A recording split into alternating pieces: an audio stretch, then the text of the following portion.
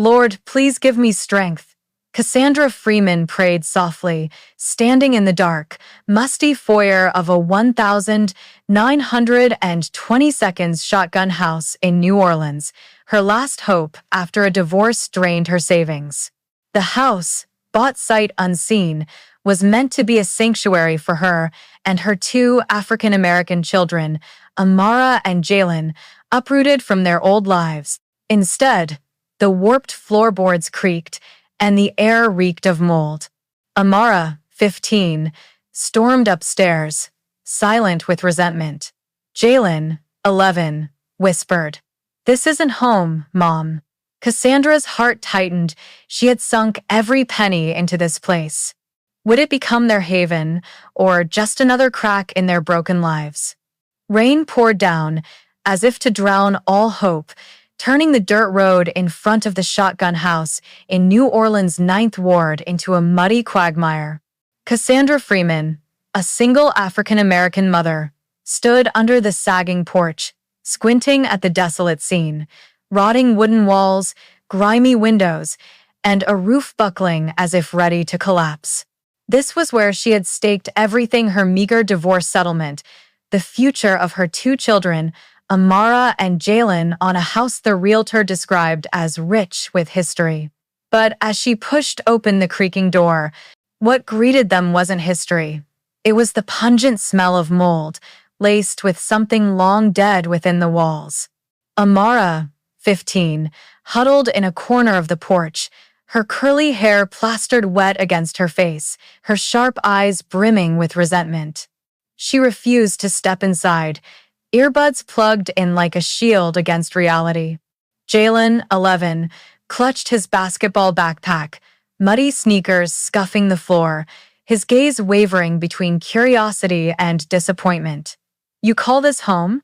Jalen muttered, his voice small, as if afraid to break the heavy silence. Cassandra forced a smile, but her heart clenched. She had promised her kids a fresh start, a place to heal after their father left them for another life. Now, she saw only a costly mistake. Inside, the house was a portrait of ruin. Faint light from the windows fell on water stains scarring the ceiling, like faded yellow wounds. The floorboards groaned with each step, and one stair collapsed under Amara's reluctant foot, making her scream as her legs sank into rotten wood. "This place wants to kill me," Amara yelled, yanking off her earbuds, eyes blazing with anger. Cassandra rushed to pull her daughter free, heart pounding. "Are you okay? Are you hurt?" Amara shoved her mother's hand away. "I hate this place. You said everything would be fine, but look at this." Jalen, hovering behind, whispered, "Is our house really falling apart, Mom?" Cassandra felt the ground beneath her shift. 6 months ago, she sat in a lawyer's office, signing divorce papers, giving up their old home to avoid a costly legal battle. She wanted stability for her kids, not lawyer debts. When the realtor called, offering this house at a shockingly low price, she thought it was fate. It once belonged to Ruby, her grandmother's best friend, where Cassandra played as a child, dancing on the porch and hearing Mardi Gras stories. But now, standing in the dark foyer, she realized she'd been fooled by nostalgia and carefully edited real estate photos. That first night, they huddled in sleeping bags on the living room floor, the sound of dripping rain echoing into plastic buckets Cassandra found in the kitchen. She tried to lighten the mood. "Remember camping at the bayou? Think of this as an indoor adventure." Jalen nibbled on a stale sandwich, but his eyes were skeptical. "Camping had a campfire, Mom. And Dad." He stopped, the word Dad hanging like a fresh cut. Amara, curled in her sleeping bag, said nothing, but her shoulders trembled. Cassandra swallowed hard, fighting the surge of pain. "We'll make this work," she said, her voice firmer than her heart. "This house just needs some love." After the kids slept, Cassandra called her best friend, LaToya, on a weak phone signal. "Toya, I think I made a huge mistake." She spilled the problems: the leaking roof, faulty wiring, and a city letter warning the house could be seized if it didn't meet standards in 3 months. A real estate developer, Mr. Baxter, had his eye on the lot for condos. Cassandra wiped tears. "I can't let the kids see me break. But if we lose this place, we're done." LaToya's voice was steady. "Your grandma used to say, when the path's unclear, just clean what's in front of you." The next morning, Cassandra found a broken broom in a corner. She started sweeping, dust swirling, but each stroke pushing back a bit of fear. When Amara and Jalen woke, she'd cleared a corner of the kitchen, set up a camp stove, and made toast. "Breakfast time," she announced, flipping bread with a spark of cheer. "And good news, we've got water, even if the faucet squeaks." Jalen gave a small smile, his first since arriving. But Amara poked at her toast, muttering, "Why not call Dad? He'd fix this place in a snap." Cassandra stiffened. "Your dad has his new life. So do we." Amara stood abruptly, storming upstairs, leaving a heavy silence. Jalen peered out the window, eyes lighting up. "Mom, is that like a treasure chest out there?" Through the cracked glass, Cassandra saw an old metal trunk half buried in the backyard weeds. Her heart raced. Could it be a sign of something greater, or just another fragment of the past? Dear audience, pause for a moment to hit that subscribe button before diving into the main story, but only if you truly connect with what I'm sharing here. Drop a comment below to let me know where you're watching from and what time it is. It's amazing to see people from all over joining us. Morning light filtered through the cracked windows, illuminating the dusty floor of the Shotgun House in New Orleans' 9th Ward. Cassandra Freeman knelt beside the old metal trunk in the backyard, hands trembling as she opened the rusted lock. Jalen, 11, stood beside her, eyes sparkling with hopes of treasure. Amara, 15, hung back, arms crossed, her gaze skeptical. The trunk creaked open, revealing odd items. A bundle of letters tied with silk, a faded photo of two black women standing in front of this house in the 1940s, and a tiny brass key engraved with hope. Cassandra ran her fingers over the letters, heart racing. Was this her grandmother's legacy, or just the remnants of a distant dream? She recalled 6 months ago, in the lawyer's office, her pen hovering over the divorce papers. Their old Atlanta home, where she and her husband once built a life, now belonged to him and his new partner. Cassandra had let it go to protect Amara and Jalen's future, avoiding legal fees. A call from a New Orleans realtor stirred memories. This house belonged to Ruby, her grandmother's best friend, where childhood afternoons were filled with laughter and beignet smells. The price was suspiciously low, but now she knew why inspections overlooked serious issues: a weak foundation, faulty wiring, and the threat of Mr. Baxter, the developer eyeing it for condos. That night, Cassandra sat in the cold living room, flashlight illuminating the letters from the trunk. One, in her grandmother's elegant script, spoke of a secret buried in the house, where hope always finds a way. A spark flared in Cassandra's chest, quickly doused by reality. A city letter on the table warned the house must meet safety standards in 90 days or face seizure. Mr. Baxter had called that morning, his voice smooth but cold, offering to buy low before things get complicated. Cassandra gripped the letter, unease rising. She couldn't let her kids lose this home, not after all they'd endured. She recalled her call with LaToya the previous night. "Toya, I don't know where to start," she'd confessed, voice breaking. "This house is a wreck, and now some guy wants to snatch it." LaToya, ever blunt, replied, "You're not fighting alone. Start small, clean, find help. Your grandma got through tough times in that house. So will you." Those words were a small flame, enough to get Cassandra up that morning, broom in hand, sweeping on. But as she watched Jalen try to clean a broken window frame and Amara curled up on the stairs, earbuds blocking the world, she wondered if her efforts were enough. The next morning, Cassandra called Marcus Hayes, a local contractor recommended by the hardware store. When he arrived, his strong hands and calm eyes took in the house's state with surprise. "This place needs more than a fix," he said, scribbling in a notebook. "Roof first, then foundation and wiring. But I'm booked for months." Cassandra felt the ground slip. "Just some guidance would help," she said, voice near pleading. Marcus nodded, promising to return for a deeper assessment, but his eyes held doubt. While waiting, Cassandra took Jalen to the backyard, where the trunk still sat under an old oak. She opened the faded photo, recognizing Ruby and her grandmother, both smiling brightly in front of an intact house. "What's this, Mom?"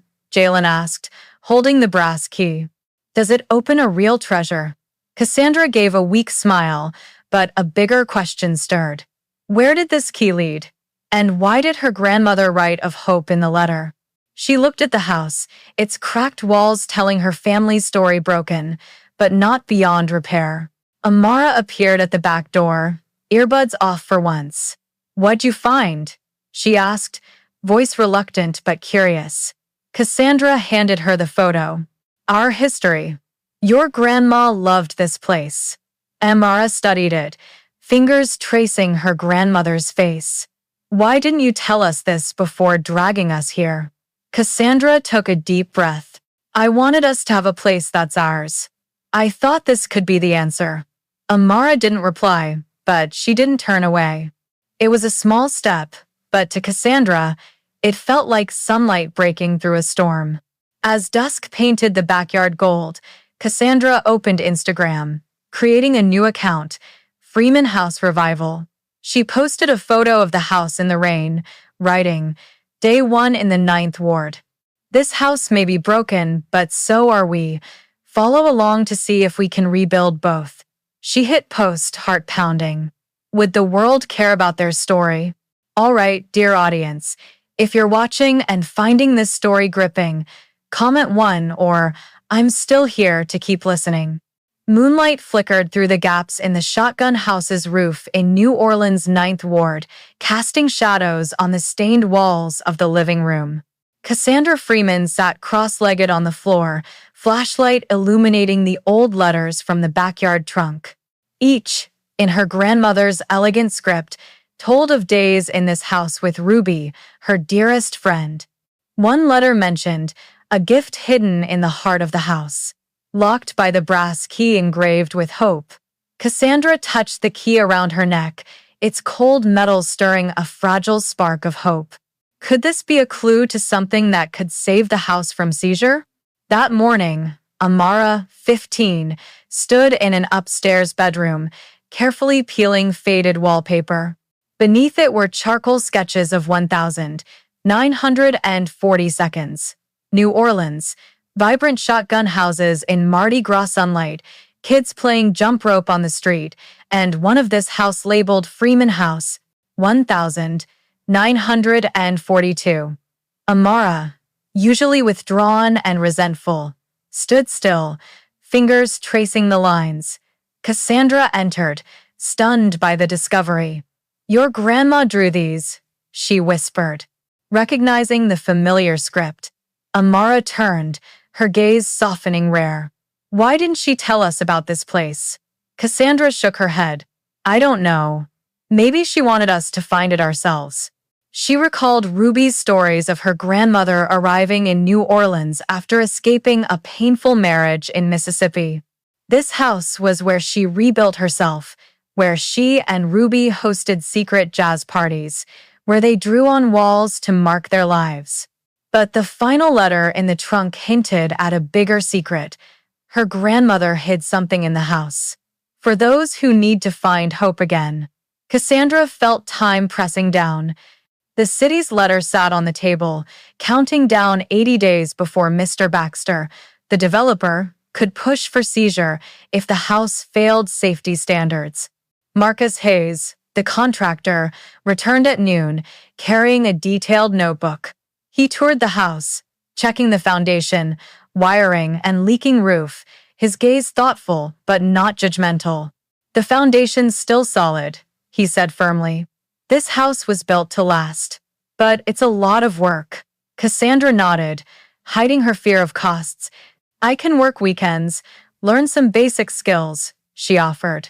Marcus glanced at Jalen, curiously watching him measure, and smiled. "This kid can help. I'll show you some tricks to cut labor costs." A spark broke through Cassandra's fear. Not all was hopeless. That afternoon, a sleek black Cadillac parked out front. Mr. Baxter stepped out, suit pristine, smile cold. "Mrs. Freeman, I hear you're struggling with renovations," he said, eyes scanning the house like an appraisal. "I can offer a good price, save you trouble with the city." Cassandra clenched her fists, voice firm. "This is our home. We're fixing it." Baxter shrugged. 80 days isn't long. Think it over." As he left, Cassandra's anger flared, but so did her resolve. She wouldn't lose this house, not when it held her grandmother's memories and a future for her kids. Jalen, nearby, held up the brass key. "Mom, I think this opens something in the house. Maybe the attic?" Cassandra looked at her son, warmed by his rare excitement. She led Jalen and Amara to the attic, thick with cobwebs and stale air. In a corner, they found a small wooden box, its lock matching the key. But when Cassandra tried it, the lock wouldn't budge. "Maybe it needs fixing," Jalen said, eyes bright. Amara, surprisingly joining in, suggested, "Let me check the wallpaper. There might be more clues."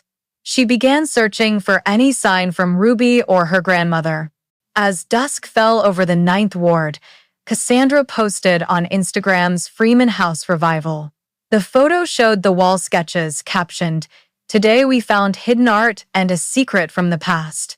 This house is telling its story. Will we uncover it all? The post got likes from friends and strangers, a small sign their story was resonating. Cassandra looked at Amara and Jalen, working together for the first time, like a team. But the locked box and Baxter's threat lingered in her mind. A mysterious box, storytelling sketches, and pressure from Baxter. Would her grandmother's legacy be enough to save the house and Cassandra's family? Wind howled through the gaps in the shotgun house in New Orleans' 9th Ward, as if trying to tear apart its fragile shell. Cassandra Freeman stood in the makeshift kitchen, the lone flashlight's beam dancing on the stained walls. An unexpected autumn storm hit, bringing torrential rain and thunder that shook the old frame. Water leaked through the half-repaired roof, dripping into plastic buckets Cassandra scrambled to place. Amara, 15, sat curled on a folding chair, eyes blazing with anger. Jalen, 11, stood by the window, watching the rain as if it might swallow their fragile hope. Cassandra's heart sank. Could this house, and her family, withstand another blow? The storm came at the worst time. Days earlier, Marcus Hayes had warned the foundation needed urgent reinforcement, and the outdated wiring risked short-circuiting. Repair costs far exceeded her dwindling divorce settlement, and Mr. Baxter had sent a new letter reminding her only 70 days remained to meet city standards. If not, he'd push for seizure to build condos. Cassandra hid this worry from her kids, but Amara, with a teenager's keen sense, noticed her mother's strained eyes. "You're hiding something, aren't you?" she asked that morning, voice sharp with suspicion. Cassandra shook her head, but her silence felt like a confession. Now, as thunder roared, Cassandra checked the basement, where water seeped through foundation cracks. The old water heater hissed, signaling impending disaster.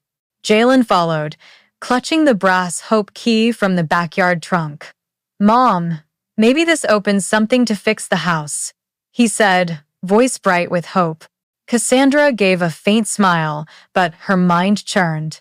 Her grandmother's letter, found in the trunk, hinted at a gift hidden in the house, but the wooden box in the attic remained locked, and she had no time to unravel mysteries as the storm threatened to destroy everything. Suddenly, the flashlight flickered, then died, plunging the house into darkness, save for the rain's roar and the sound of water in the basement. "Where's Amara?" Cassandra called, panic rising. Jalen shook his head. "I haven't seen her since this afternoon." Cassandra raced upstairs, checking Amara's room, but found only an open door and empty space. Her heart pounded. Amara, withdrawn since her father left, had once vanished for hours in Atlanta to escape pain. But in this storm, in an unfamiliar town, where could she be?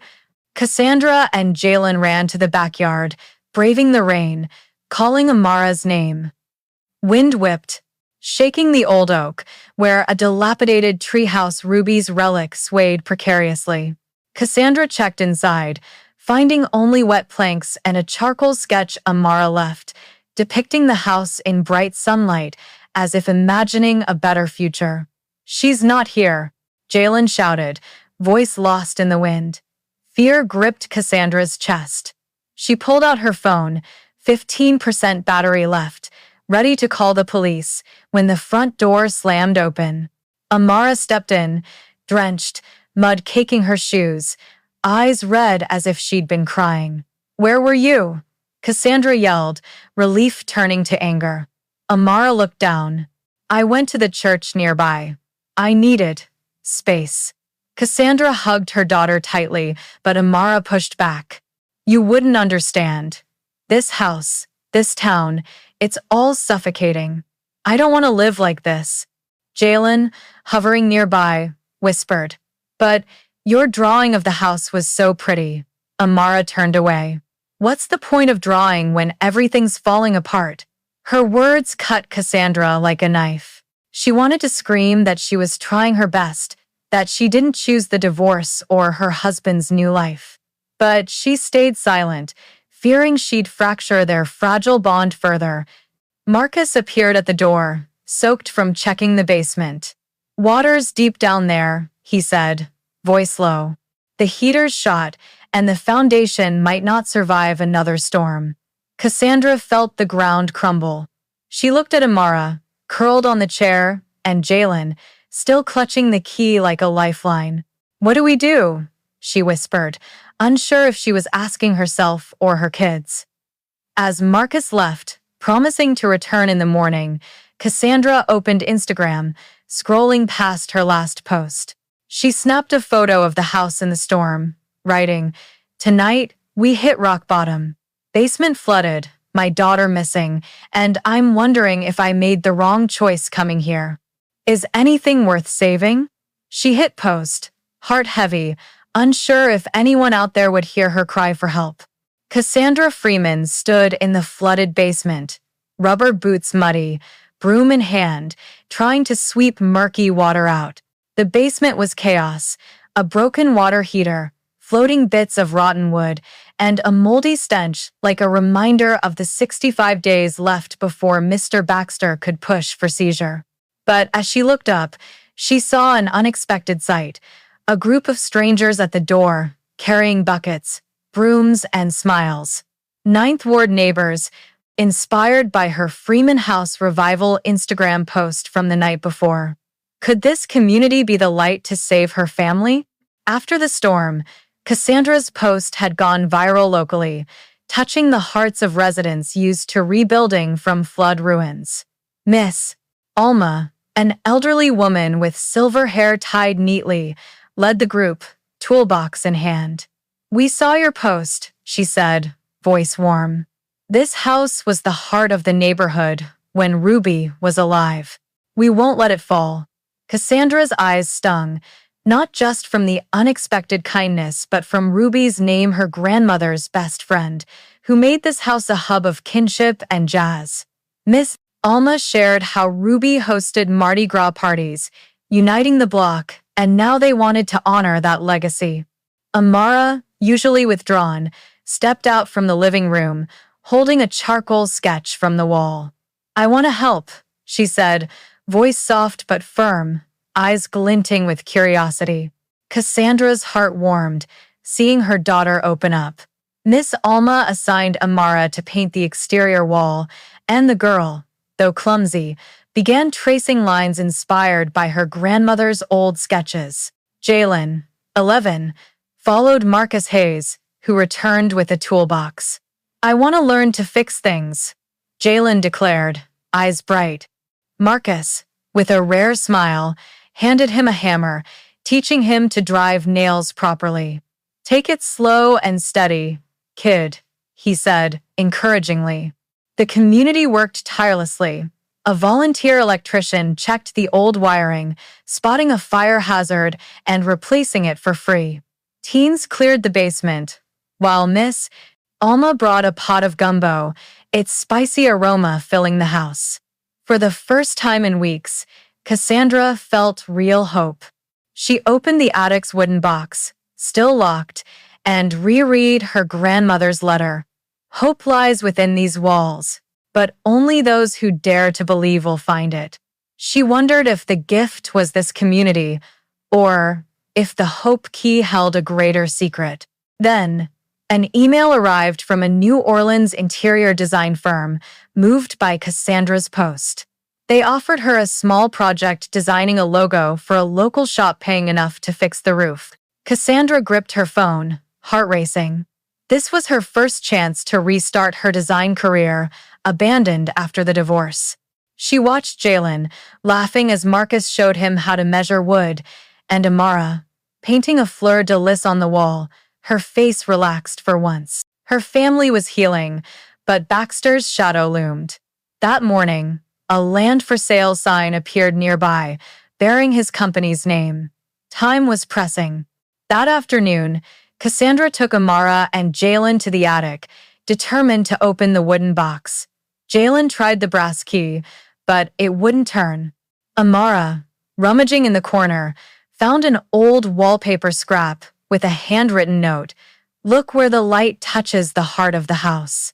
Cassandra frowned, trying to connect the clue to the wall sketches or Ruby's memories. "Maybe the fireplace?" Jalen suggested, recalling the living room where sunlight often hit through the broken window. They rushed down, checking the old fireplace, finding only ash and a loose brick. As Cassandra touched it, the brick shifted, revealing a small cavity. Her heart pounded. Was this the hiding place of the gift? Cassandra posted on Instagram, showing the community's work and Amara's sketch. "Today, the Ninth Ward showed me family isn't just blood, it's those who stand with you in the storm. We found a new clue, but will it lead to hope?" The post got dozens of likes, with comments from strangers promising more help. Cassandra looked at her kids, working together for the first time, and felt the house was no longer just ruins. But Baxter's threat and the unsolved mystery lingered. A united community, a new clue in the fireplace, and Baxter closing, and could Cassandra unlock the secret before time ran out? Dear audience, are you still with us? Take a moment to relax, maybe grab a glass of water, and keep listening to this gripping story. Comment 1 if you're hooked. Don't forget to hit subscribe. Lanterns glowed along the Ninth Ward streets in New Orleans, transforming the struggling neighborhood into a vibrant canvas for the Harvest Festival, a local tradition celebrating community resilience after storms. Cassandra Freeman stood before the shotgun house, now less dilapidated thanks to the tireless work of neighbors and her family. The roof was patched, the exterior wall freshly painted, and the spicy scent of gumbo wafted from the kitchen, mingling with jazz from a nearby square. But in Cassandra's heart, pressure lingered. Only 50 days remained before Mr. Baxter could push for seizure. Would this festival be a turning point, or just a fleeting calm before a new storm? Cassandra had spent the week preparing her festival booth, showcasing her first post-divorce design project, a logo for a local beignet shop. She hung photos of the house from her Freeman House Revival Instagram, alongside Amara's sketches inspired by her grandmother's wall drawings. Her latest post, about the fireplace clue had drawn hundreds of likes and comments from New Orleanians urging her family on. Today, she hoped the booth would attract clients, raising enough to fix the foundation before the city's inspection. Amara, for the first time since arriving, stepped out of her shell. She stood at the booth, displaying a large drawing, the shotgun house reimagined in Mardi Gras sunlight, with blooming fleurs de lis around the porch. "I drew this from the old wall," she told a visitor, voice hesitant but proud. Cassandra watched from afar, heart swelling at her daughter's rare smile. Amara, once hidden behind earbuds and anger, was sharing her art, as if her grandmother's sketches had awakened something deep within. A woman from a local art shop stopped, offering Amara a spot in a teen exhibition. "She's got talent," she said, handing over a business card. Cassandra squeezed Jalen's hand, hiding her surging joy. Jalen, baseball cap tilted, proudly showed off his nailing skills learned from Marcus Hayes. He built a small model of the porch for the booth, drawing neighborhood kids. "Our house will be better than this," he declared, hammer in hand, eyes gleaming like when he found the hope key. Marcus, nearby, nodded approval. "Kid learns fast," he said, his gaze meeting Cassandra's with a hint of warmth. She blushed, realizing Marcus's presence was no longer just about repairs, but a spark of something she hadn't dared consider. Miss Alma, the community leader aiding the house, passed by, carrying an old notebook. "Found this at the church," she said, handing it to Cassandra. It was Ruby's journal, chronicling days when this house was the neighborhood's heart. One page mentioned the gift of hope, hidden, where the light touches the heart of the house, the same clue Amara found in the attic. Cassandra's pulse quickened. She glanced at the fireplace, where the loose brick hid a small cavity.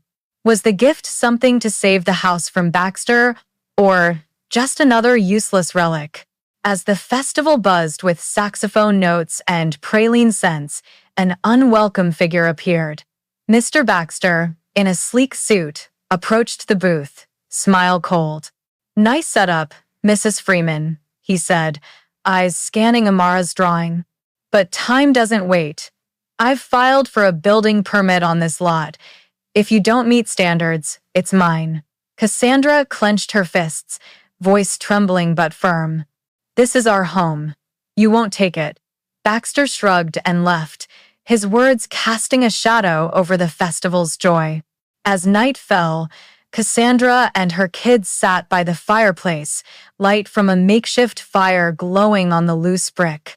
Jalen touched it, voice eager. "Mom, try the key again." Amara, surprisingly joining in, nodded. "Maybe it's not in the box, but here." Cassandra took a deep breath, feeling the fragile bond between them. She posted on Instagram, showing Amara's drawing and Jalen's model. "Today's festival showed us the strength of family and community. But the fireplace mystery waits. Will we find the answer?" The post got dozens of comments, from neighbors promising more help. Candles flickered on the newly repaired dining table in the 9th Ward shotgun house, warming a room once filled with mold and despair. Cassandra Freeman stood in the kitchen, the aroma of roasted turkey and mashed sweet potatoes filling the air, blending with rare laughter from Amara and Jalen in the living room. Their first Thanksgiving in this house marked a milestone. The roof no longer leaked, the foundation was reinforced, and their family, once shattered by divorce, was slowly healing. But as she looked out the window, Mr. Baxter's land for sale sign loomed, a reminder that only 30 days remained before the city's inspection. Could this house, and her grandmother's mysterious gift, keep them together? The previous week, Cassandra, Amara, and Jalen returned to the fireplace, where the loose brick hid a small cavity. With Marcus Hayes' help, they carefully removed it, finding a small metal box, its lock matching the hope key. Inside were papers, a deed to the house, transferred by Ruby to Cassandra's grandmother in 1945, and a final letter. "This house is a place of healing," her grandmother wrote. "Keep it, not just for you, but for generations after. Hope is always here, if you dare to seek it." The deed, legally notarized, was Cassandra's strongest weapon against Baxter. She sent it to a lawyer, who confirmed it could block seizure, but only if the house met city safety standards. Tonight's Thanksgiving feast was a thank you to the Ninth Ward community that turned the house from ruins to a home. Miss Alma brought cornbread, Marcus brought tools to finish the porch, and dozens of neighbors arrived with food and stories of Ruby, who made this house a hub of kinship.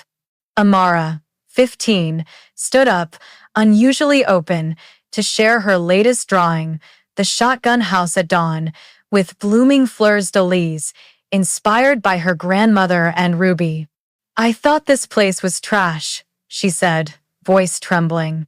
"But I was wrong. It's our history." Cassandra wiped tears, proud to see her daughter find herself through art. Jalen, 11, stood, holding a small wooden model of the house, built with Marcus. "I made this for a school project," he said, eyes shining. "It's about home, not just a place to live, but where you rebuild from broken pieces."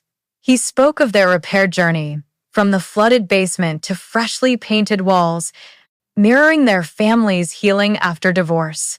The room applauded, and Cassandra's heart swelled. Jalen, once afraid of losing his father, found strength in hammers and nails, in Marcus's guidance and her love. Marcus, beside Cassandra, quietly handed her a surprise: a stained glass window, crafted from broken glass collected around the Ninth Ward. "I thought it belongs here," he said, eyes warm. When installed, the window cast green, red, and gold across the wall, a symbol of beauty found in reconstruction. Cassandra touched the glass, feeling a different spark, not just hope for the house, but for her heart, closed since the divorce. She smiled at Marcus, a silent promise of what might come. As the feast ended, Cassandra posted on Instagram a photo of the vibrant table, captioned, "Our first Thanksgiving in Freeman House. We found Grandma's gift, not just papers, but family, community, and hope." But the journey's not over. The post got hundreds of likes, with comments from strangers offering help to finish the house. But as she looked out the window, Baxter's shadow lingered in her mind. The lawyer said the deed could win, but only if the house passed inspection. She watched Amara and Jalen, laughing with Miss Alma, and knew they'd come far. This house wasn't just wood and brick, it was their story. A healed house, a reunited family, but Baxter's still waiting. Would her grandmother's papers and the community's strength keep the house forever? Under the Ninth Ward's lanterns, the Freeman family's shotgun house stands as a beacon amid the scars of the past. Cassandra, Amara, and Jalen turned ruins into a home, not just by fixing the roof or foundation, but by rebuilding trust and love between them. Their grandmother's letter, the hope key, and the community's support taught them that healing isn't just about fixing what's outside, but finding light within. From Amara's drawings, Jalen's wooden models, to Cassandra's resilience, this house proves anything can be rebuilt with courage and companions. But the journey isn't over. The Winter Light Festival promises an exhibition for Amara, a new career chance for Cassandra, and a budding connection with Marcus. Will more of Ruby's secret surface, or will Baxter return with new tricks? How does this story make you feel? Share your thoughts in the comments, and let us know if you want part 2. Subscribe to stay tuned, and share this journey with friends in the U.S. Where are you watching from? And what time is it? Thrilled to have you with us. Let's spread this story of hope and reunion.